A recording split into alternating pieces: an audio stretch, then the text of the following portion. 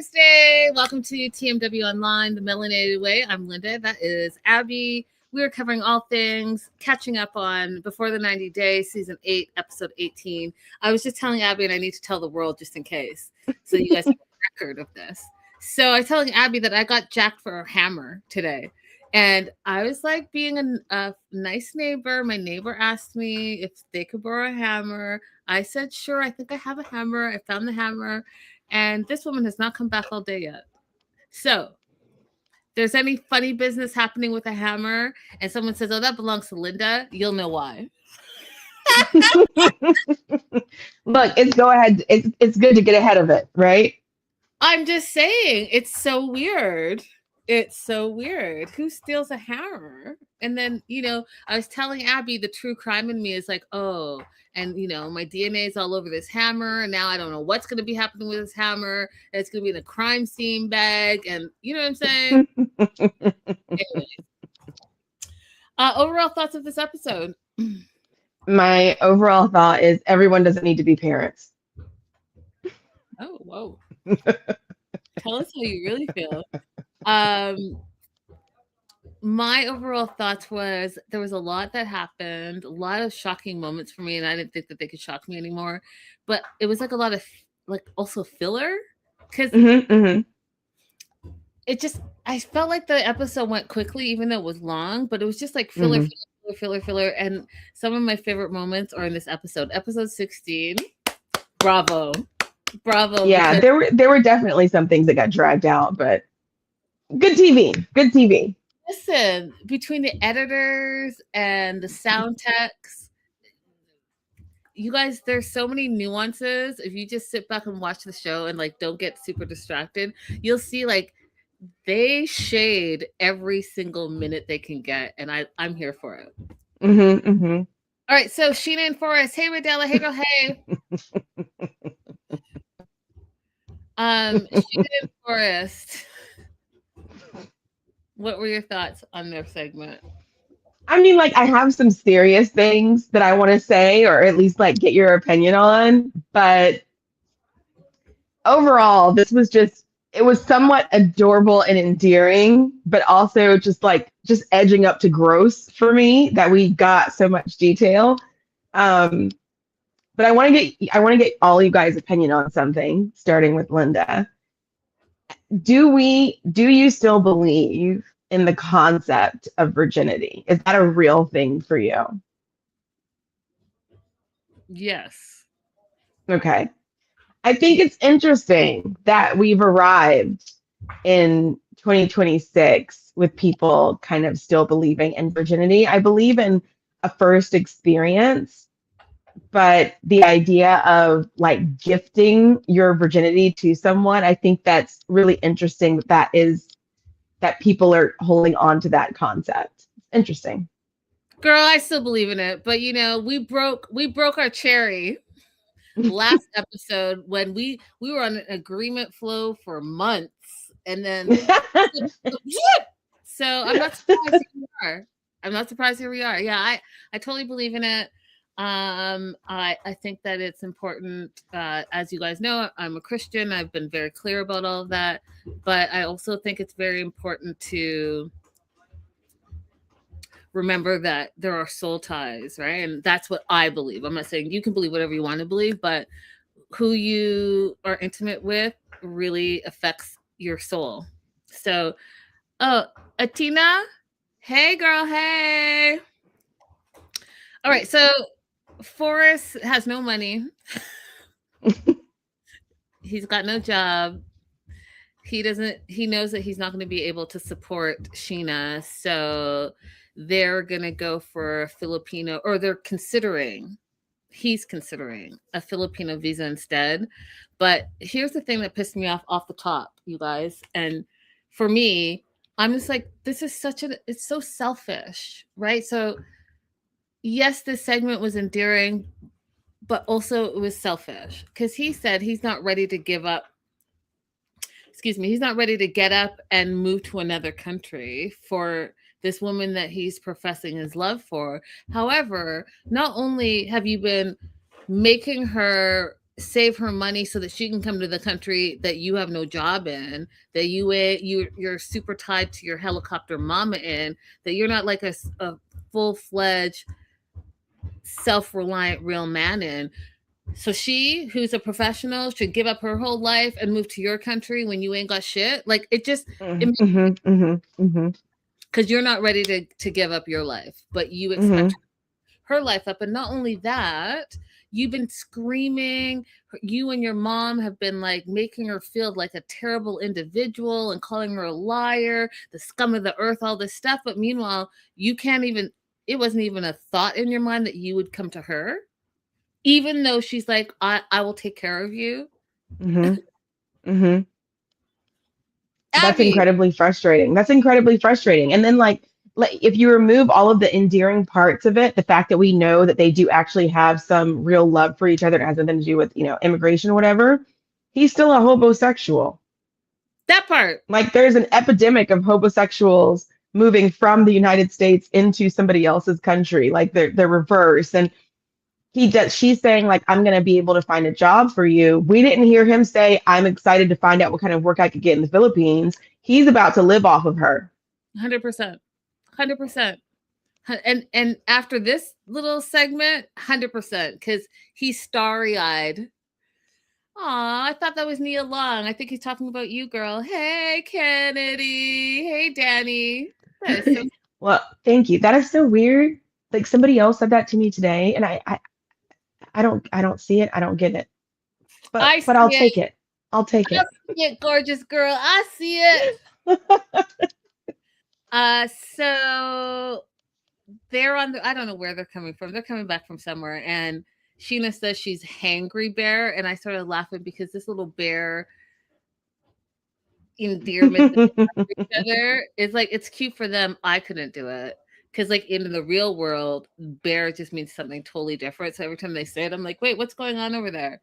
But for them, they're going to take a little one-on-one alone time and go to Batangas Beach, which is in the south of the Philippines. They just want to be away from Molly, because Molly is ridiculous and overbearing, and they want some time just as a newly engaged couple.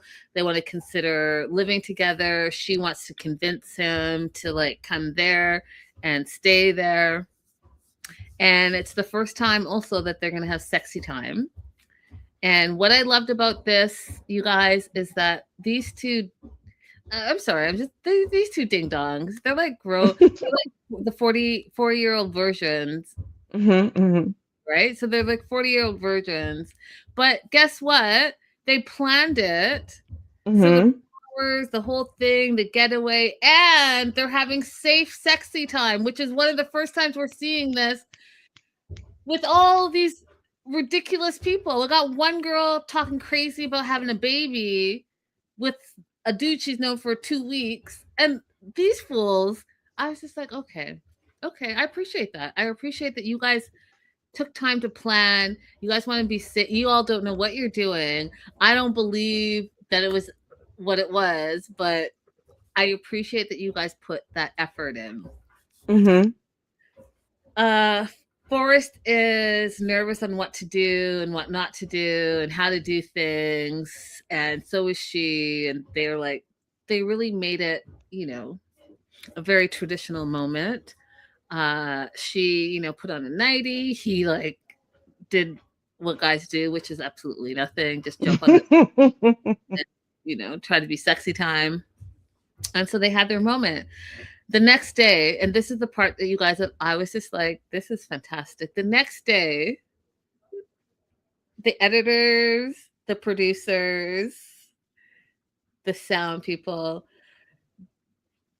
this is what I think has happened coming from production. So they had like a drone zoom out into like the ocean, so you can see the waves, like you were watching like a telenovela, or like a, what's that network that's all like romance movies? Not Lifetime. Lifetime. Hallmark. one of those, Lifetime, a Hallmark movie, that. But then the music they were playing was this church music. La la la la la la la la la. I was like, y'all are wild for that, because then they zoom in to Forrest talking about how he lost his virginity and it was way better than he thought. And then I got just a bunch of details that I'm not going to get totally into, but let's just say it was 34 seconds. That's what he said. Those are not my words. Those are his seconds, but it was the best 34 seconds of his life. And then here's the part that I mean, I don't know about you all, but I remember my first time. And when he said Sheena took charge, and without like getting all crazy, but she took charge like she was at a horse ranch. That's what I'll say. I don't believe it. I don't believe it because, you know, the first time is not very good. First of all, you don't know each other's bodies. Second of all, y'all don't know what you're doing. Third, it hurts. So did you believe it, Abby? Because I didn't. Because when he said he just laid back and let her go, I was like, either this is not the first time for the both of y'all, or you two are lying, and it didn't happen. I mean, you know, this is YouTube, guys, so just hang out, just follow me here. Everybody doesn't think of virginity as the same thing. So we're using the same word, but perhaps the concept of what we're talking about is completely different, because I've known some women to call themselves virgins who have done a significant amount of exploration and adventure, but there was just no Panasia involved. Oh, you remember we saw this. I don't know which 90-day thing it was, but remember what is it called? In Utah, the Mormons, they do the hump jumping and all that. Yep. No, it's called something where they don't do all the things on the things, but then they have someone like jump. Yeah, that's what they call it. They call it hump jumping. They call it like soaking and hump jumping. What's the first? So like the soaking. Yeah, soaking. Yeah, so the soaking is the just this, and then you have somebody to hump jump you while you're soaking. So I'm saying, like, just because we're using the same word, which is virginity, does not mean that the concept of what it is the same. So is it possible that Sheena knew enough to take charge and make her own, you know, path forward? Yeah. Y'all, this is, I mean, I just, like I said, if this is the first time for both of them, then I don't believe that what went on, or what they're saying went on. But if it is, you know what? Good on you. I just know that just cannot be true. Two people not knowing what they're doing, all of a sudden you got all this happening, but they both feel more connected to each other. And now it's like the world just revolves around them. And I, you know, that type of love does exist, where you just are like so involved with the two of you that nothing else matters. And he said, after this moment, I know we're not officially married, but you are my wife till the end of the earth. And I am committed to being with you. I was like, see, those are those googly, you broke the seal. You always remember your first, and that's it. And because he's so old now, he's like, yep, forever, ever. He said, yep, me and my hand are breaking up. That was pretty funny. So funny to me. Do you have anything else to add before I move on from them? Nope, that's it. We can move on. As you guys know, I absolutely cannot stand Lisa and Daniel, but I'll tell you something. Their segment, I was thoroughly entertained by their segment. Thoroughly. When I say thoroughly entertained, I mean thoroughly entertained. I can't wait. So, like, okay, I can't wait. What were your thoughts on their segment? I was thinking to myself, like, I don't know how much of this is real and how much of it is theatrical, but I like it. I like it because we generally don't see the people who have lied to their partners in this show face any kind of consequence or judgment. And I like the fact that she was being forced to face some kind of judgment. Is that weird for me to feel that way? Because this lying, ridiculous woman needed someone to slap it in her face and have a judgment. I'll tell you this is all theatrics. The chief guy that we're going to get into, listen, he went above and beyond. Oscar nominated 100%. It was a production of a production. Jocelyn, hey Jocelyn, we were just wondering. Hey, yes. We were very worried about you. We want to reach out. So welcome back. Welcome back. Okay, so first thing I noticed is that they're coming out of their hotel, and I noticed that there was like different kissing going on. You know, they're known for their gross kissing, but after Daniel found out all this stuff about her quote unquote lesbianism and all of that stuff and her being a liar, he was literally giving her like half pecks and side That's hilarious. They're on the way to the market because his uncle talked to the chief priest, and they both have to undergo a cleansing ritual. And in that ritual, they need to get a goat, they need to get 2 yams, and they need to give money to the chief priest. So Lisa, who, you know, had some, can I even say this? I don't know on YouTube, but she had some issues, and she had those issues in the bed that like was grossed out. So now she's like, oh, I don't really have an appetite. I don't know. This seems scary to me. I don't know what I'm doing. And I was like, this woman plays victim so well. It just blows my mind. And I want to say way more than that, but I won't. You guys can get the inferences, but like, she's not the victim here. You're the liar and cheater. Yes, Jocelyn says it. Yeah, I saw it. So yeah, that explosive stuff that was going on. She says she caught malaria while she was out there, and I'll tell you, I believe it, because when you travel abroad, especially if you're going to a third world nation, you need to get all the shots and you need to take your malaria pills. And we didn't see her doing any of that. You're not supposed to drink the water. There are multiple things that you're supposed to do before you just travel. But because she was so matized, she just went. That's what I believe. So am I surprised she contracted malaria? No, because she's reckless. She's reckless and immature and doesn't take responsibility for anything. So that's what happens.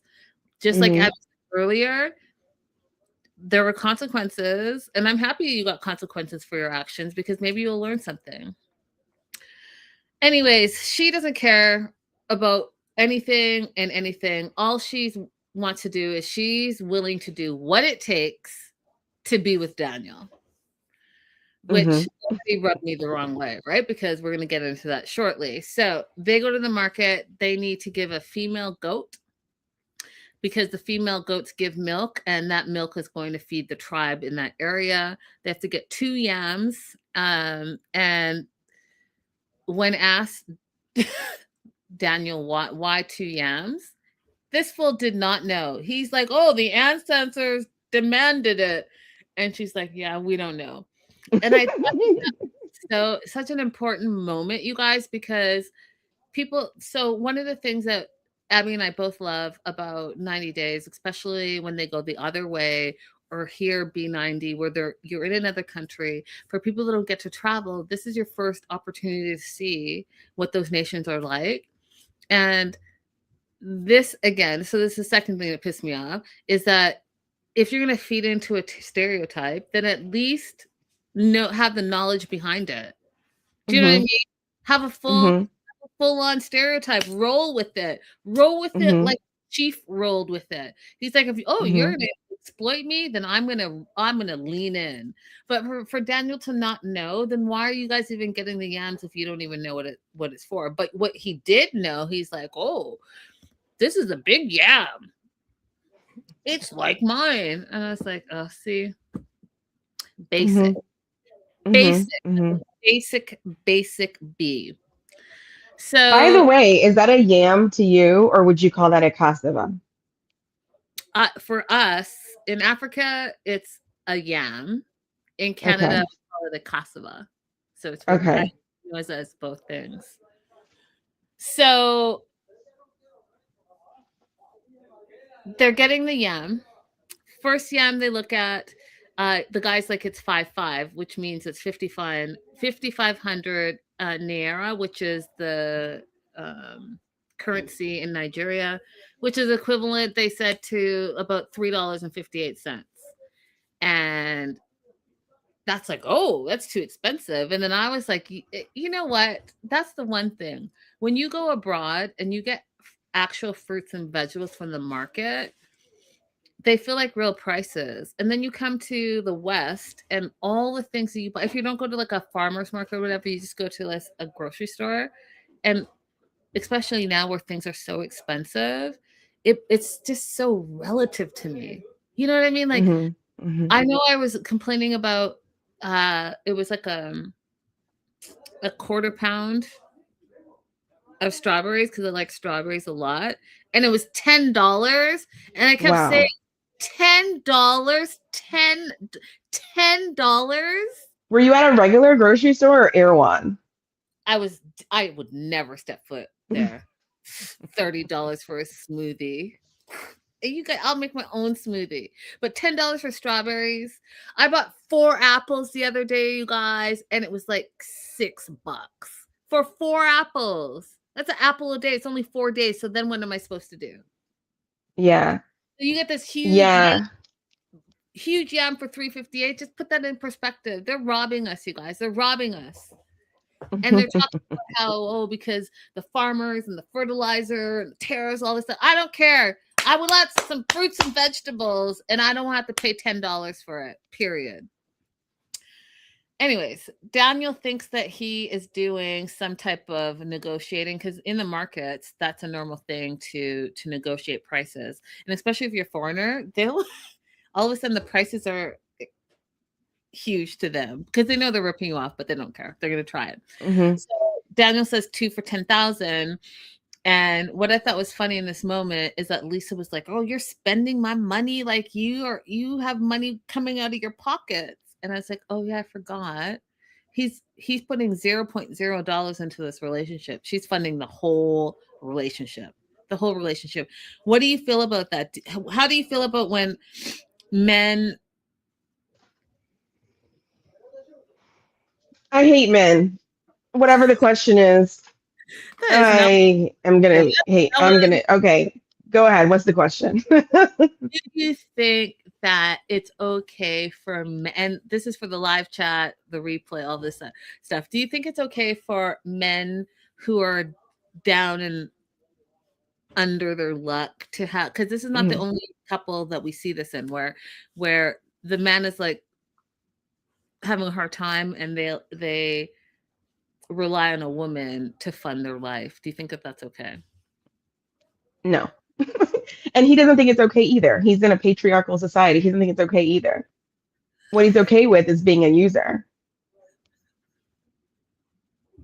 So, yeah, no. I mean, like, in general, like if we're actually in a place where the two people are balanced, is it okay for one to help the other? Yeah, but this is not a situation where there's any kind of power balance, currency balance, balance in cultures, nothing.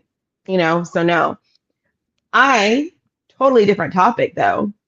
Unpopular opinion, I do not negotiate in markets when I'm traveling. Really?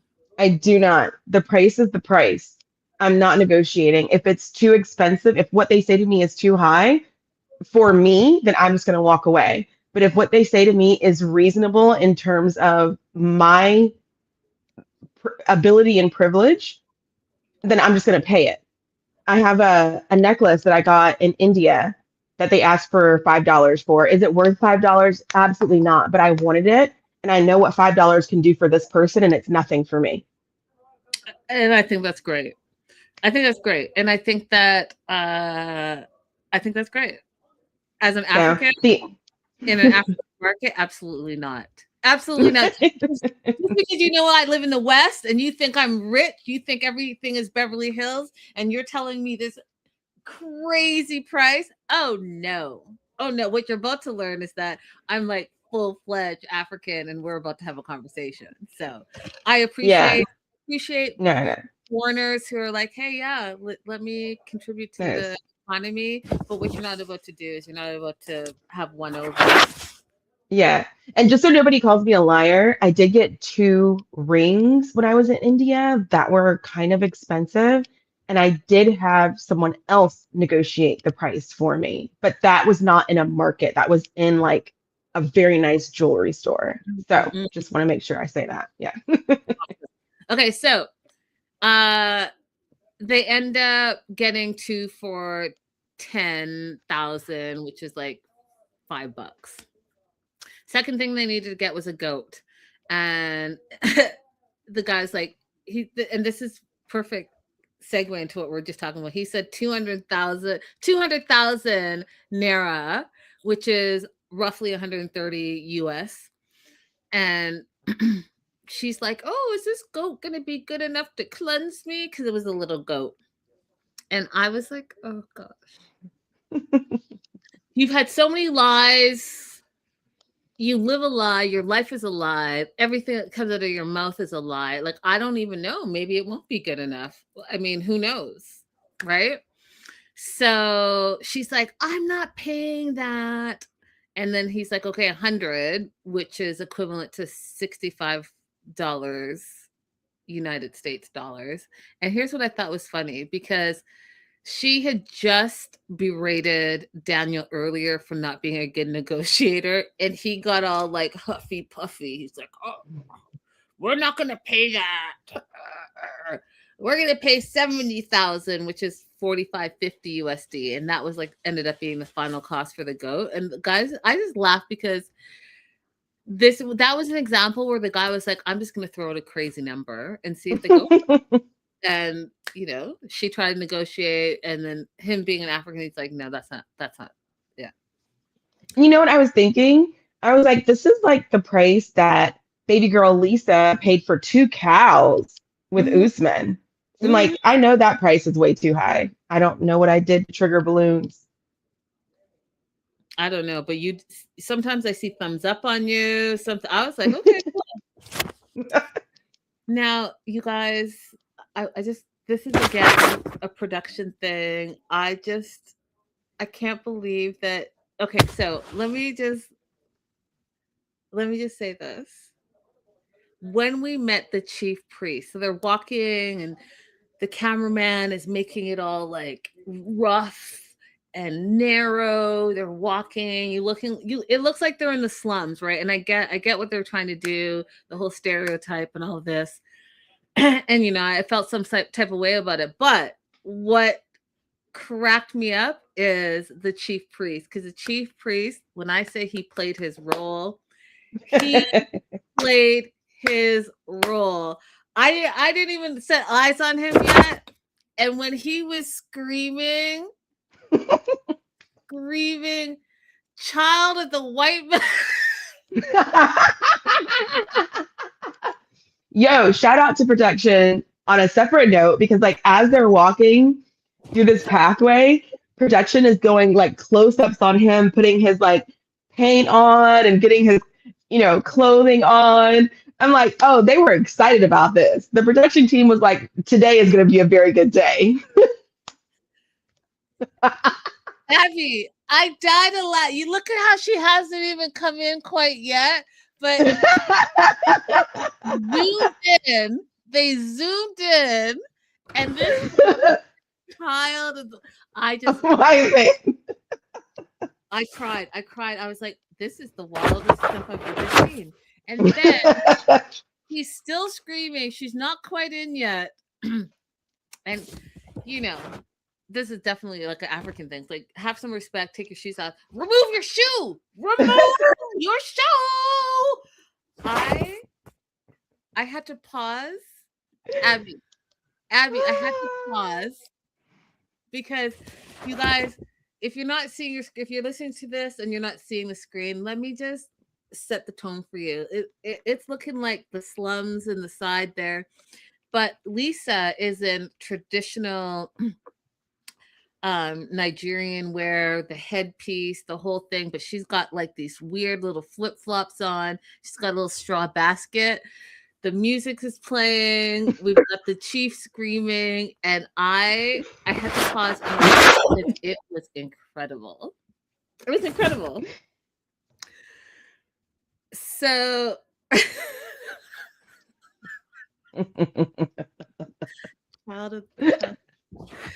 was very hectic, you guys. Very hectic. Mhm. Bells are ringing. The chief is screaming. He's chanting. And then, you guys, just like, I don't know what movie to, like The Shining, you know, when Jack Nicholson is smiling like this, like crazy. That's what the chief did. And then he started laughing. I was like, oh, are they about to be killed? Is this going to turn into true crime? Because what is I was happening? like waiting for like a flogging. I'm like, oh, a flogging is about to happen, right? That's a reasonable assumption for me to make.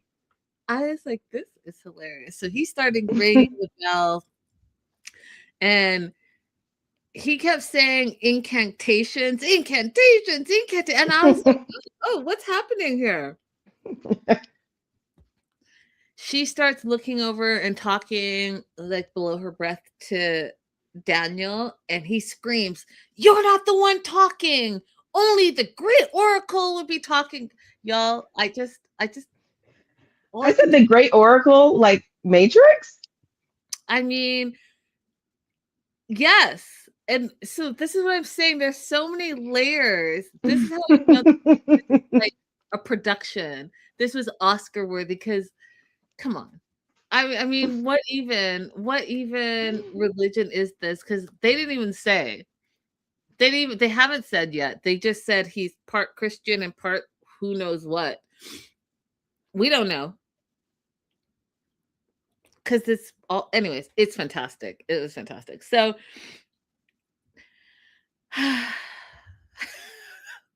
Lisa thinks that she's about to be cursed, and I was like, well, so be it. Because for you to not even ask any questions, for you to be lying, you accepted the blessings, you know, episodes ago under all the guise of lying, and now you're okay with, ooh, oh, this is a problem. Maybe they're cursing me. Well, you shouldn't have lied. You wouldn't have had the blessing, and you wouldn't be in this position had you not lied your way into this position. That being said, I want to ask you, Abby, because this is what pissed me off. She's like, oh, she's going to be cleansed from the lies. That's not what they're cleansing you for. You,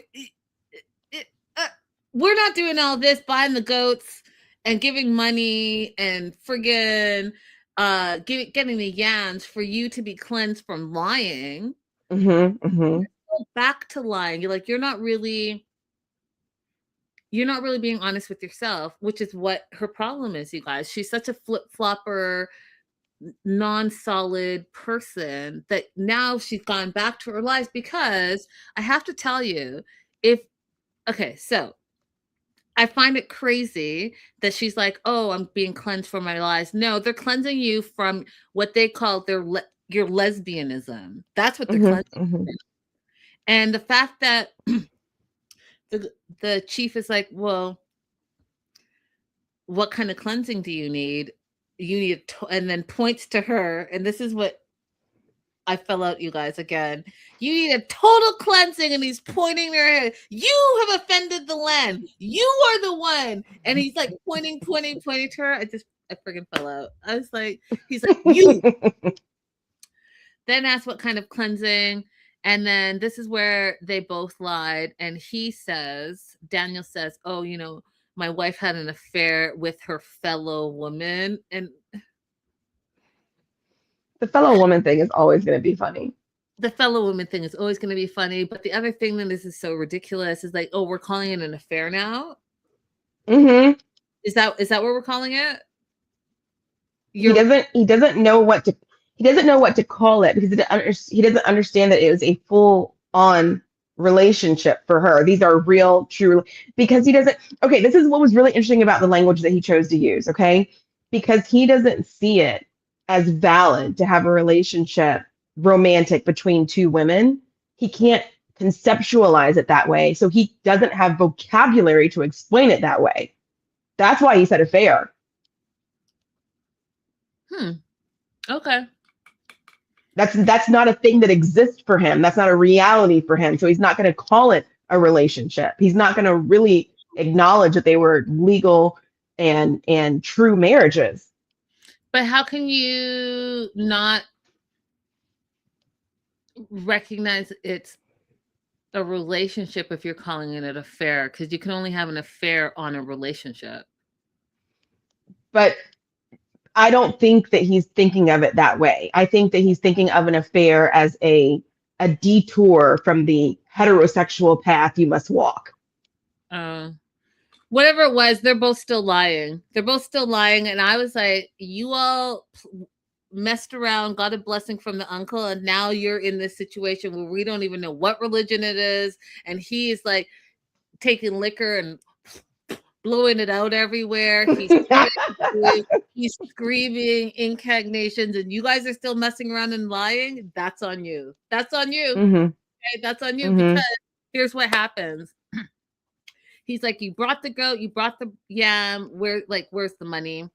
And Daniel, because he's always on the come up, right? Because he's spending Lisa's money. He feel free, but now that the money's in his pocket, he tries to like meager out like a $5. Just look at it as $5. And the chief priest was not having it. He's like, y'all better come out of pocket because that is not enough. He's like, you need to add more. He literally said, you need to add more. And it's so crazy when like the religious people say you have to give from your heart. Like I always like thought that was weird because like what if that's all they really did have and that was what they were giving from their heart? But whatever.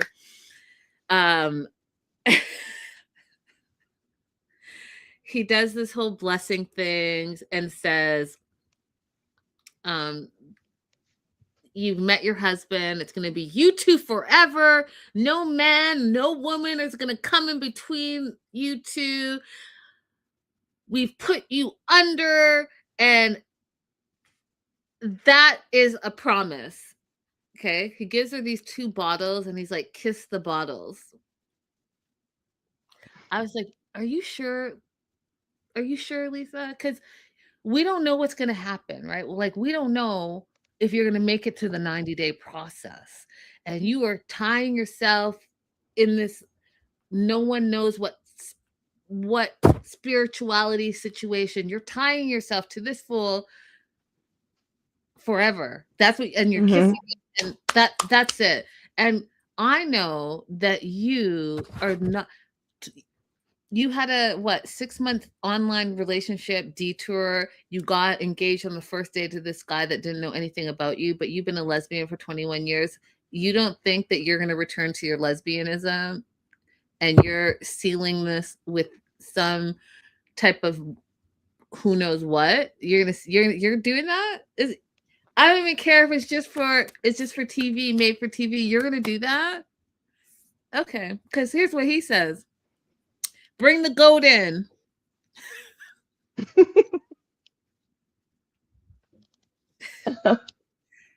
After the cleansing, will you mess up again? Which I thought was crazy, right? So you, Lisa, are talking about how you're getting cleansed for lying, but you really are being cleansed for what they're saying is lesbianism. And then he's saying, are you going to mess up again? And we all know that you are, but the fact that you think that you messed up and that you actually are going through all of this shows me that you are not an ally for your own community. You are an enemy of your own community. And I find that like, I find it crazy. I'm not a part of your community, but what I will say is that absolutely not. Yeah. Absolutely not. So well, this is really extreme. This is an extreme example of it. But there are a lot of women who claim to be for marginalized communities, but they're willing to partner with men who are not. And they Yeah. know that they're not, but it's more important to them to be partner than it is to be true to what they claim to be their morals and their politics. So it's not unique that she's doing this, but it is certainly much more extreme than what we usually see. Yeah, it's wild. It's wild. So she says she won't mess up again. She enters into this agreement. The chief priest says this is an agreement between you and the oracle. If you misbehave, they will come after you. I was like, is she? Has she? Absolutely not. They bring the goat in. They take the wrapper off the goat, which signifies the cleansing. And then it's over. They leave and they get back to the gross kissing because I think Daniel felt comfortable now that he's got the blessing. Because at the top of the show, he was like, side kiss, side kiss. Do you want to add anything? Oh my God, you cannot leave without talking about the best part of this. And I know you had feelings about it. Maybe you just forgot. They go through all of that, right? And then what does Lisa say to him? Can we have sex now? Oh yeah, because because all that she cares about is getting her fetishy, weird old lady colonizer vibes off. That's all she cares about. She does not care about her daughter. She does not care about her community that she belongs to. She doesn't care about anybody that she owes money to. Like, oh, just freely give all this money for these rituals to cleanse yourself and all these lies, as long as you can have Daniel. She doesn't even care about herself, her own health and happiness, because she's wearing this hot wig that is suppressing her follicles and ripping her hair out. She cares about nothing. She cares about nothing except for being a freaking colonizer. Tina says facts, Abby. I wasn't going to touch it because I go on too many TED Talks. I was already like thoroughly, yeah. So yes. On to Elise and Joshua. What were your thoughts on their segment? Okay, listen, guys. I'm on Elise's side. And I know that somebody in the chat already out the gate was telling us that like we're gonna think that she's crazy and she's overboard. But I rocked with everything she did this episode. I'm on Elise's side too, and I've been what? on. I am. I've been on her side because what I do know is I know when a woman wants your man, and Nat wants to be with Joshua. Period. Full stop. And Joshua is walking that thin line, and the fact that after the whole blow up, and we'll get there, but the whole blow up, who he went to first told me everything I needed to know. Period. Full stop. That's it. So make a scene. Do you follow your gut? Let them talk you crazy because, like she said, she doesn't give an F. She shouldn't give an F. She doesn't live there. Those are her friends. But the blatant disrespect, go ahead and talk about it. Period. Absolutely. They were trying to make her feel like she was crazy. Her head is telling her something. She's like, I know I'm not crazy. She needed somebody to see what she was seeing and quickly validate her. And good on her for saying, like, okay, yeah, you could just leave. You could just leave. That's an option. But good on her for saying, no, y'all not gonna sit here in my face and tell me I'm crazy. I'm not crazy. I'm about to take a poll right now. That's it. 100%. 100%. Yep.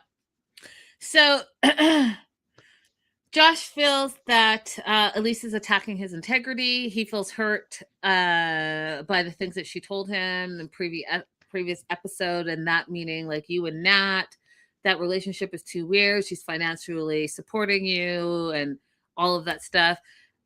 You know, men have fragile egos, and she called him out on it. We talked about it last episode, bringing it into this episode. So he's now having, quote, some doubts about his feelings for her. But he's still falling for her. So make all of that make sense, right? Bruised ego. Now you have some doubts because she's calling you out on things that are true.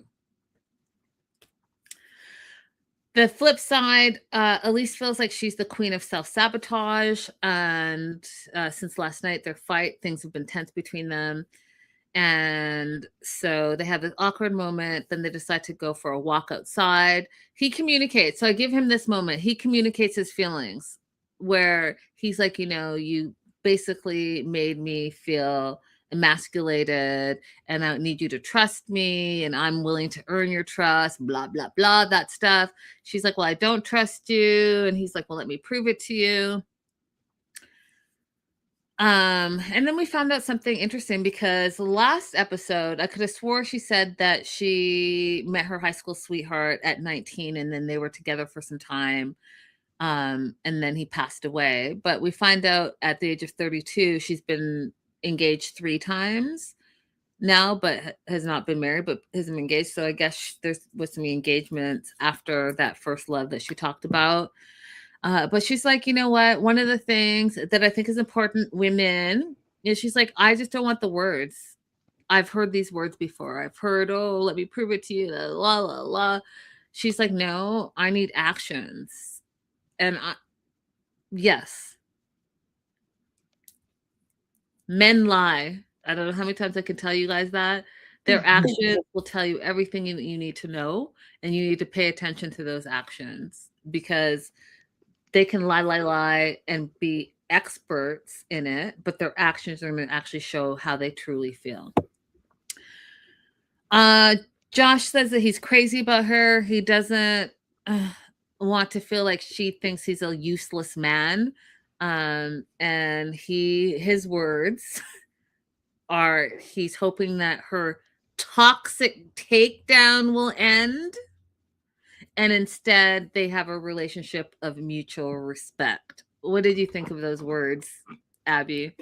I thought absolutely nothing of those words, especially when Elisa told us that him and Nat are texting all hours of the day. These words are meaningless. Yeah. She has like a little moment with Chris, and I thought it was interesting. It was so funny. So she's like, oh, I haven't pooped in 7 days. I was like, ooh, gross. That cannot be healthy. But then I also get, because we've talked about how living with 2 men that you don't know, right? Like there's no comfort level there. So I get that. But she likes Chris. She likes him as a brother. And I found it interesting, his response to her, because he thinks that she's nice and sweet, but he only sees this relationship as short-term fun, and the long term of it all, he doesn't see it. And that's the best friend. And your besties know you. So that told me a lot of what I wanted to know about this relationship. What did you think of that? I have absolutely no evidence to support this, but I think that Chris is interested in Joshua. Again, no evidence to support it. I just get the feeling, like, I'm like, why does he need to be there? Okay, like, why does he need to be there in the house with them? Okay, because Josh is like, oh, I need to get a short-term rental because Elise is coming. You want to help him out, so you move in. Like, so you didn't have a home to start with. You had a home somewhere else, and you decided to just move in this short-term rental with him. You come in, they're clearly being intimate, and you decide to linger in the living room. He's going to pick her up from the airport, and they're going to do an event afterwards. And you decide, instead of going to that event and you're just already going to be there and you meet them there, that you need to come to the airport too. Why are you stuck up his butt?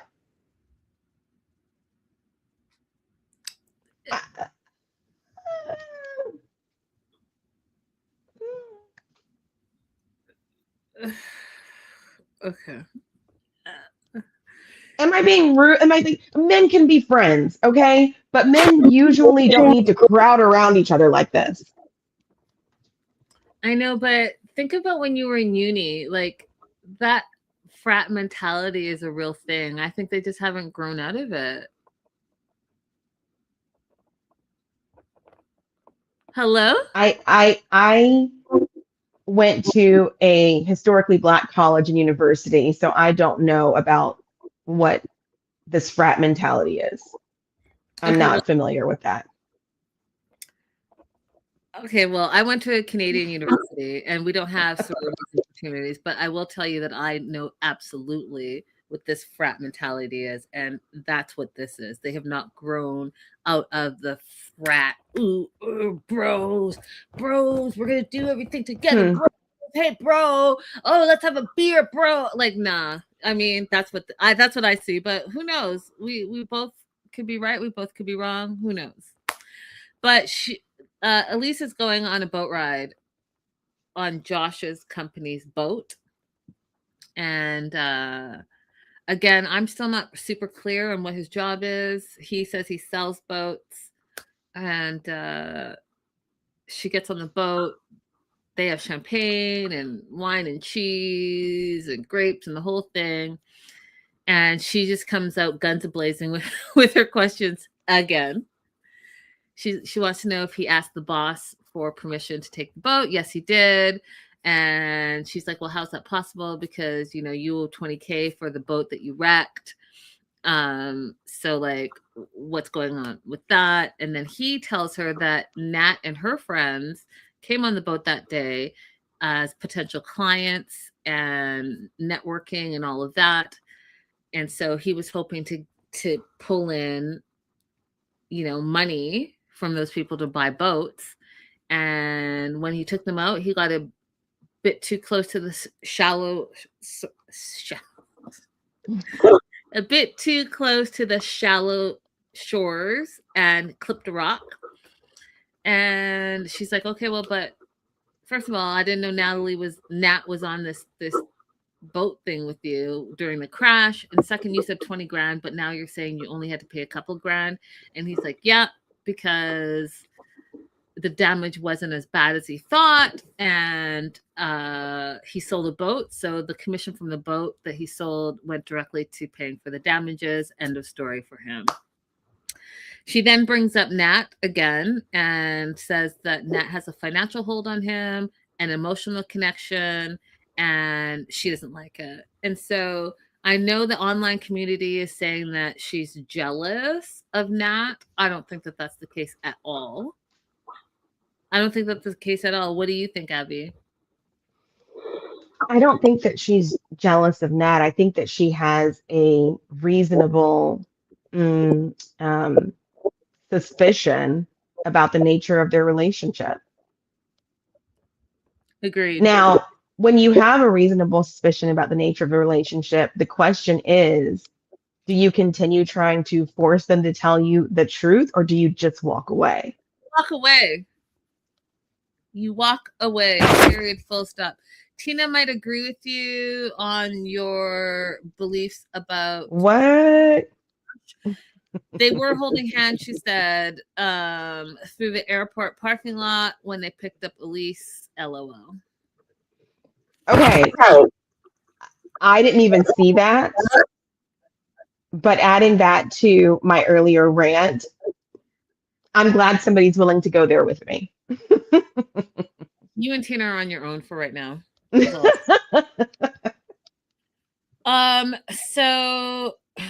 did I ask this? Okay, so live chat, do you think that Elise is jealous of Nat? Let me know in the live chat. Let us know in the replay. Just let us know. That being said, they meet up with Nat for drinks at the bar. And I thought her outfit was super cute, by the way. I like super cute outfits. And you all that are hating on her, it's because you can't wear those type of outfits. Or you don't feel like because I'm so sick of you guys. Women, just be nicer. Just be even if that's not your style, then just be like, that's not my style, and keep it to yourself. Keep it pushing. But for you guys to be commenting and blah blah blah blah, it's because A, you're jealous, or B, you can't wear it, or C, that's not your style, or D, yeah, like I can go on and on. It's unnecessary. At the end of the day, what she wears has nothing to do with you, and what you wear has nothing to do with her. So just freaking keep it pushing. I'm sick of y'all. Meanwhile, I was looking at this episode like I've been debating getting a red light facial mask for the longest time. So I was looking at it like, what brand does she have? So I can research what kind that is, because I've been going back and forth for over a year of whether or not I want to pay that much for a red light mask. Yeah. Yep. Someone come sponsor us. Let's give it a try, y'all. We'll do a whole show in the red light mask. That's absolutely, you know, I would absolutely do that. If you guys are not following us on our personal Instagrams, you should. It's a riot over there. It's a riot. So they get to the bar, and here's some of the receipts that I'm bringing you that I feel that Nat has feelings that are above and beyond just being best friends with Josh. Okay, so she bought a new outfit for this specific meetup. That black dress was brand new. She mentioned it. And she bought it because she sees Elise as a rival.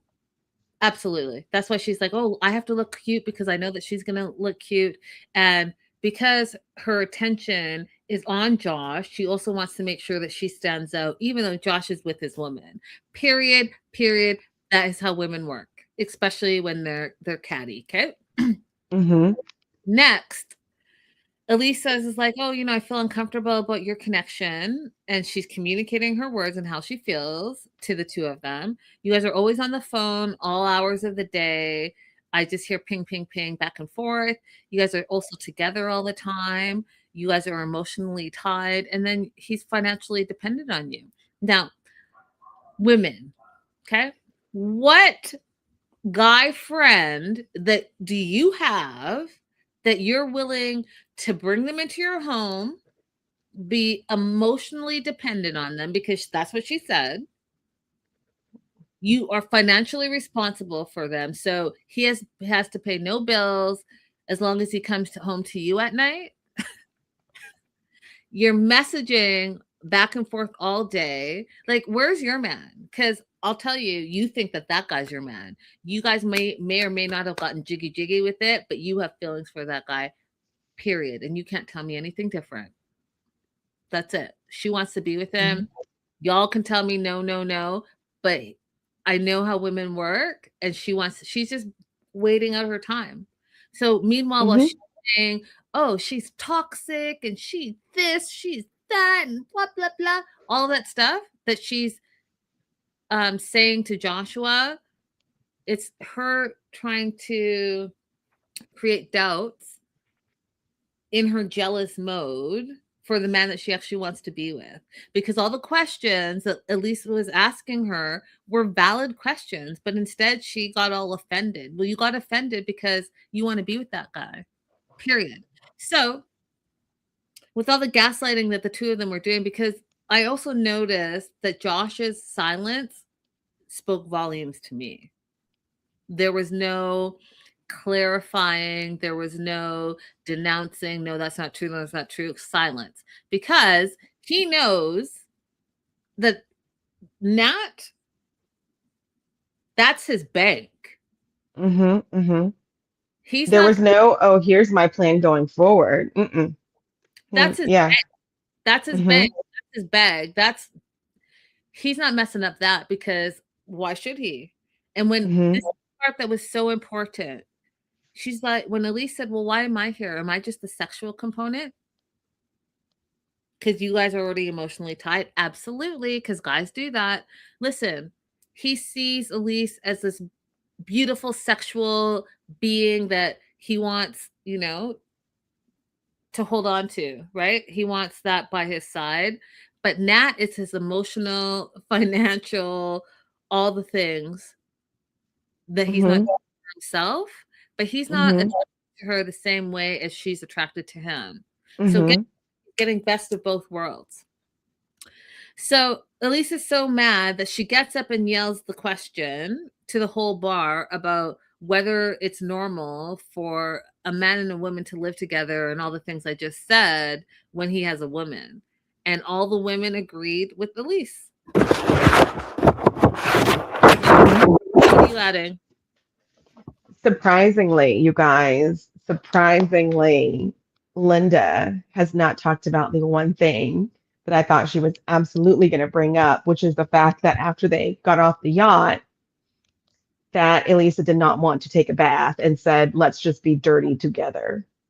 Yeah, some of these things I just can't can't take the world. You guys already know the shoe thing important to me. Y'all in your outside clothes important to me. I I'm trying to condense my rant to new Yeah, rant. okay. All the same All rant. right. You all already know. Y'all are nasty. Silver Lining sent me this video. I think I might have sent it to you, to Abby too. I don't know. I always think I send it to you, and then I don't know if I do. But basically, this woman was making spaghetti for her partner, and she got the water from the lake behind her house and made the spaghetti in it, and then she took the meat out, and her cat was eating the raw meat, and she put that same raw meat in the spaghetti in the dirty lake water. I mean, I could go on, but absolutely not. Sounds Absolutely not. like bacteria sitting. Absolutely not. Ugh. You all are not. I mean, if you all are not bathing, you guys totally told me online. Some of you don't bathe for 2-3 days, and that's on you. I just know that you're not gonna ever come to my house, and like I'm not ever gonna eat at your house. Nasty. Ew. Oh, so the last thing I do want to say that I want to say as well about Elise and Joshua is that when she stormed out, she went to the left, Nat went to the right, storming out as well. Josh came out, and guess where Josh went? He went Ew. directly to Nat and said, "Are you okay?" He went to his bank. That's it.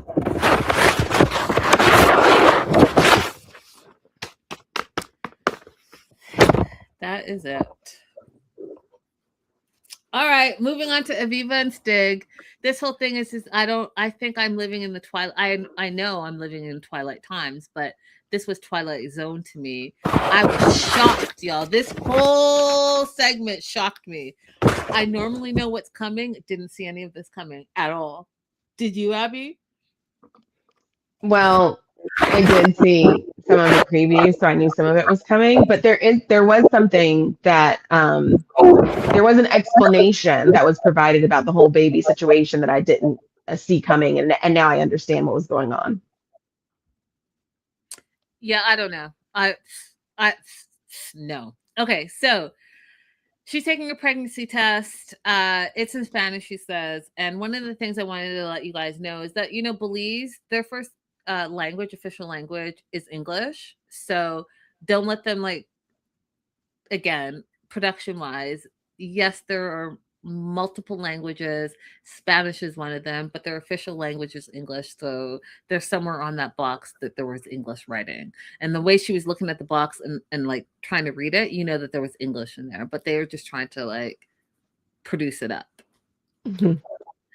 To camera, Stig says he's excited to have a kid. He wants a son, first son, blah, blah, blah.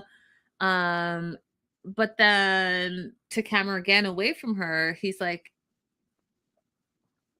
if she's pregnant, I'll be right by her side.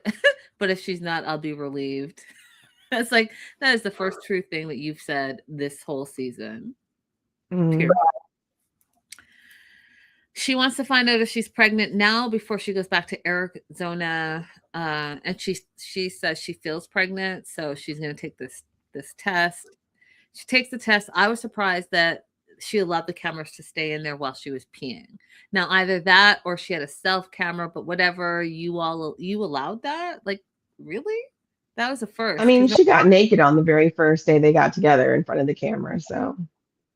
I was shocked. Okay. We're doing that now? She doesn't seem to have any. Pardon? She doesn't seem to have any modesty about her. I was just surprised by that. I was surprised that made the cut on production too, but here we are. She's not pregnant. She's disappointed. And my note just says SMH, because what are you disappointed in? You don't even know this fool, and you're trying to have a baby. And then tell us, the audience, that this would have been a perfect end to their trip. To get pregnant by this fool that you've known for 2 weeks, that you're having unprotected sex with, that you now want to have a baby that you're going to be tied down to for the rest of your life with this fool that can't even be loyal to you. Oh, that was the first thing that set me. I was like, am I in the Twilight Zone? Is that what we're doing now? Are we just randomly having sex with people and having their babies? Is and like wanting to and then being disappointed because she felt like this is what's going to hold us together. What year are we in? You know, these women that have 10 baby daddies because they think that their kid is going to like lock you into this guy. That fool don't care. He's going to have another baby, another baby, another baby. And then guess what? You're the single mom. What are we doing? I thought that was I thought that, I don't know, was 20, 30 years ago. Why are we in 2026 and we're still doing that? I mean, okay, it's dumb logic, but it suddenly made sense to me why she was so insistent that she wanted to have a baby because she's thinking he's been popular for X number of years and he hasn't had a child yet, which would mean that if he had a kid with me, then I hold some kind of special place in his life. It's like the same logic that the girl who got pregnant by Drake had, you know? And it's not true, and we know it's not true, but for these girls who are chasing after that kind of man, I could see where they would believe that. No. Linda's not going for it. I'm like, you don't have to believe it. Like, I don't believe it either. I'm just saying, like, if you step into her dumb shoes, that you would think something like that. Because we No. have to remember she's not smart. No, because no, Abby, no. Now I'm all pissed off again because she then goes on to say, without a baby, it's hard to know how serious he is about their future. What the fuck are we talking That's about? why she's. That's what she. What are we That's talking why about? she said that. You don't know if he's serious about you, but you want to have a baby and the baby's going to make him serious about you. Meanwhile, this innocent Mm-hmm. baby who has not asked to be brought to this world is strapped into this toxic, weird relationship where you don't even know your man and you brought Yeah. the baby in just to be connected to a man that I guess, like Abby's saying, you think is famous. You know how Mm-hmm. crazy that is? That is so crazy and so selfish and so ignorant. I don't understand it. I don't You don't understand. understand it because you don't have your clown shoes on. You gotta put on your clown shoes and your red nose and you gotta paint your face. Absolutely not. And then she says, once she leaves, she's wondering if Stig is going to go back to his old party ways. Well, absolutely he is. And for you to think that a baby's going to change that when you're nowhere near him, and even if you were near him, that's not going to change who he is as a person, blows my mind. I'm like Mm-hmm. flabbergasted. Mm-hmm. And he prepares her. He prepares her in advance for the fact that he's going to go back to his party ways by telling her, "Don't believe the rumors you hear about me. Forget about the rumors you might hear."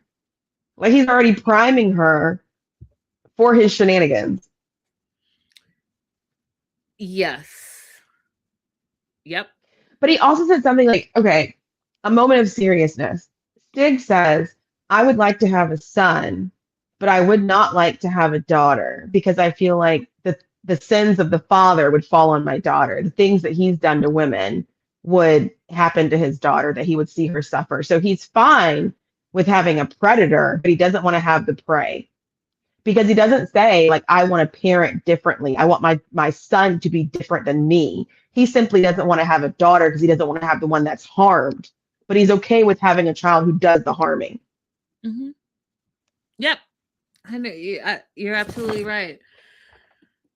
Jocelyn says it's rather depressing that there are young women that think like this. I just don't get it. I don't get it. It's incredibly depressing. I don't get it.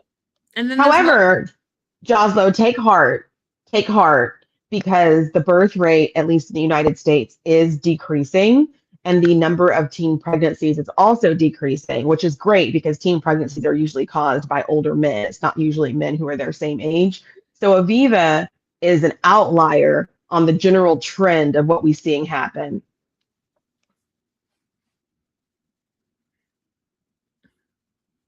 So the last day together, one of the things that I thought was beautiful, they went to the Mayan ruins and it looked amazing. Just show me more of that and less of the nonsense because that was beautiful. Uh, he tells her that I can't even get it out because it's just the whole thing is just so outrageous. He wants to have kids with her and a family with her, not just a vacay bae. He loves her. He feels like they're the perfect balance, opposites attract, and just OMGs. My notes is full of OMG. Goes on to tell her that he knew he was in love with her since the first time he met her at the airport, which was just 2 weeks ago. But I mean, I don't know. I think maybe I just don't know how it works anymore. But at the airport, he fell in love with her and he wants to be with her for the rest of his life. And then when he got down in front of the Mayan ruins, had a ring and proposed to her, and she said yes. I just, it was a wrap. Because what?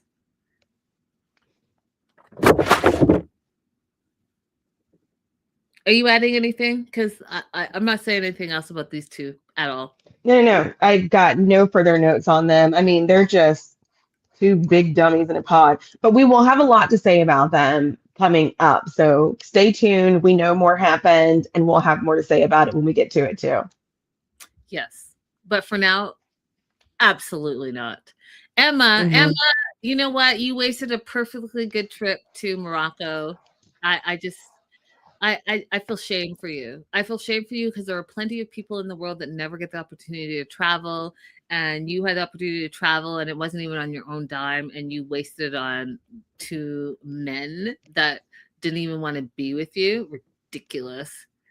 Ridiculous. And that's all that needs to be said about her. I mean, we truly can move on. I have zero notes about it. Just says her name and then nothing, because Emma, this was just a waste of time, a waste of space, a waste of all of your foundation, a waste of your concealer, a waste of your bronzer. It was a waste of your lotion. It was a waste of your suitcases. It was a waste of your tickets. It was a waste of your time. I will add, and you're right, but I will add this one part is that she felt like before she left, so she changed her trip to go back to the US because she had two failed love interests that she felt humiliated her, but so she wanted to say goodbye to Ziad. He showed up on a motorcycle and wished her a good road, and that's all he had to say. She wanted to drag it to the mud and say, "Did you ever love me?" And when he said, "Before you came here, yes, but in reality here, everything about us doesn't work. And I'm really sorry that it didn't work out, but that's all. That's all he had to say." I died of laughter because, again, he was smart in knowing that this is not going to work, but he also used her, right? He did the bait and switch. And you can only bait and switch someone who is only focused on, I want to be engaged, insert man here. So I do hope that Emma goes back and Joshua said waste of a wig. That is hilarious. She said, Joshua said that our papers wrestling is too much noise for her. Oh, sorry. I do have my notes right here. Let me be more careful with it. And I'll be careful too, but we're human. We make mistakes. Sorry. Just go home and learn who you are. Explore who you are. Because she ended it by saying that she's still going to search for love because she knows it's out there and it's not the end of her journey. It's absolutely not. You're young, you're beautiful. You just need some time to figure out who you are and what you truly believe and how you're valuable. And your value is not tied into you being engaged to anybody. Your value is in who you are as a person and what you have to offer the world. And however that pans out, it doesn't make you less than. So that's hopefully what you learned from that, Emma. Hopefully. For starters, you can reach out to Lisa about her wig. Facts. And I found out that Emma actually started off as a YouTube wig maker. So she makes those wigs that she has.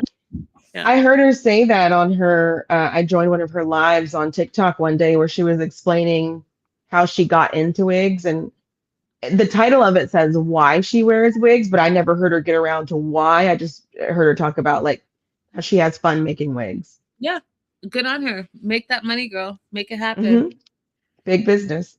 last and not least, or last and least, except for Trisha, is Rick and Trisha. Mm. I'm going to try not to go off. I really am going to try not to go off. Okay. So they're catching water. And that's Rick going to get water with Russo, which is Trisha's dad, and he's kind of doing like a day in the life situation. He says he's trying to help out around the home. They're washing clothes by hand, and then him and Trisha have this moment where he calls her bougie and realizes that she's not bougie because she washes by hand and always washes by hand and has never used a washing machine. And he kind of makes light of it as if she's less than him, and I didn't appreciate that at all. Trish goes on to tell Rick that her dad wants an answer about the babies before they leave. And so to really keep that in the back of his mind. And she explains how she wants to be a mom and she wants to have that mom-child relationship that she never had. And then we find out a little bit more about her story. So when she was 1, her parents broke up and her mom found another man to be with.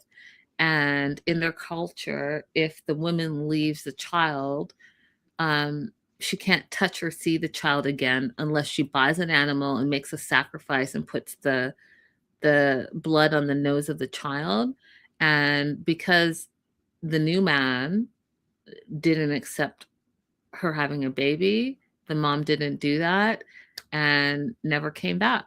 And so Trisha is holding on to that childhood trauma and the fact that her mom didn't care about her and her mom never came back. She has all of that wrapped up into the culture of children are important in your legacy. So there's a lot of layers to that, you guys. And I'm glad she shared that story because I now understand a lot of where this is coming from. Her being a midwife and wanting to be a mom and wanting to have a stable relationship, all of these things now make sense knowing a little bit more about her backstory. Rick doesn't want to have a kid. He's told us he doesn't want to have a kid, hasn't wanted a kid, has been lying to everyone's faces in her family and especially to Trisha, but has been lying to her from the beginning, right? Lying about cheating, lying about wanting to have a baby, lying. And tells us that now he's not financially prepared to have another child. Bro, just stop it. Just tell her the truth. They go to the market, they get fresh fruits and vegetables for their last day. They come back home and Russo, the dad, wants to talk to both of them, Rick and Trisha. And he has his brother Tuvo with them, which is, the uncle.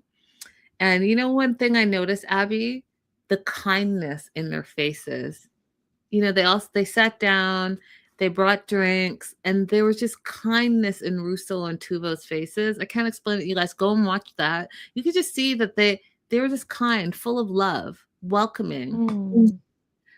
Dad asked, "How was your vacation?" And Rick is like, "I love your daughter." The dad's like, "Okay, that's great.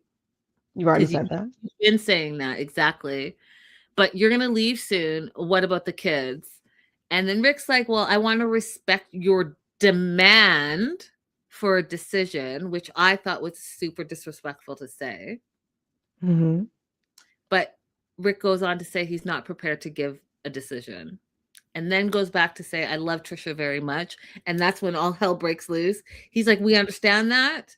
That's not what we want to talk about. We need a decision today." Uncle Tuvo goes off. He's like, be a man, make a decision today, not yesterday. Decide now or we'll keep our daughter. I was like, bravo. Tell him, Uncle Tuvo. Tell this lying sack of nonsense what's really going down. Because this passport bro, tourist, trafficker, lying, cheating, no good for nothing, no job, no nothing, baby daddy is not worth anything, period, full stop. Go work on yourself.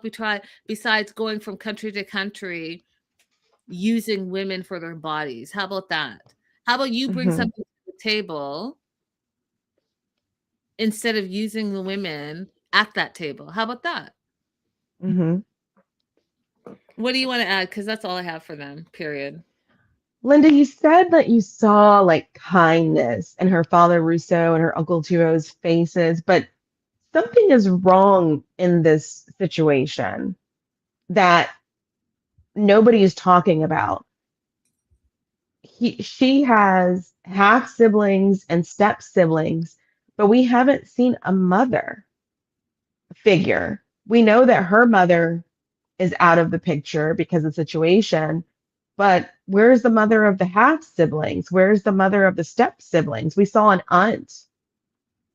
Where are the mothers? Something is not quite sitting right with me in the situation that there's no mother. Because we all know that one of the first things that men do when they're left with children is to go get someone to replace the mom. They don't want to do all the work on their own of raising children. Where's the mothers? Did he run all the mothers off? That's an interesting way to look at it. It's an interesting way to look at it. I mean, we do see a lot of women in their compound. I don't know. That's the interesting way to look at it. But I will tell you this: when it comes to African countries and serious conversations, women are not taken to an account. So there would not have been a mother figure even in that conversation that the uncle and dad were having with Trisha and Rick. There would not have been a woman figure sitting in there giving her Mm-hmm. opinion. That doesn't Mm-hmm. happen. It doesn't have, it's a very patriarchal nation, and each country is different, but it's very patriarchal. And I can speak from my own experiences, all of them, and Hmm. being African myself, that you as women you just don't have the same type of say. So that's a good question. Maybe I'll bring my mom into this another episode, and we'll get her. You show her that segment and ask her like, is it weird that while we're seeing her family that we don't get introduced to a mother figure? Yeah, I'll ask. And then the only other thing I wanted to say about this is we talked about Aviva wanting to have a child for the wrong reasons. And as much as we like Trisha, we need to talk about her wanting to have a child for the wrong reasons too. When you're hurt because of, something that happened in your childhood or something that happened with one of your own parents, the way to heal that hurt is not having a child. That child doesn't exist to heal you. You need to heal yourself. You need to go do whatever work is required to repair that trauma that you feel, because having a child is not it. That child is never going to be able to give you the peace that you're missing. In fact, you may end up resenting that child because they are needy. They need you to do things for them. And instead of like you in your mind, you're just going to cuddle them and it's going to make you feel good. They're going to poop everywhere. They're going to throw up everywhere. And they're going to need you every moment of the day, every ounce of your strength to do things for them. They don't exist to bring you comfort. They are a demand in your life. Do not Mm, have children to make you feel better. mm.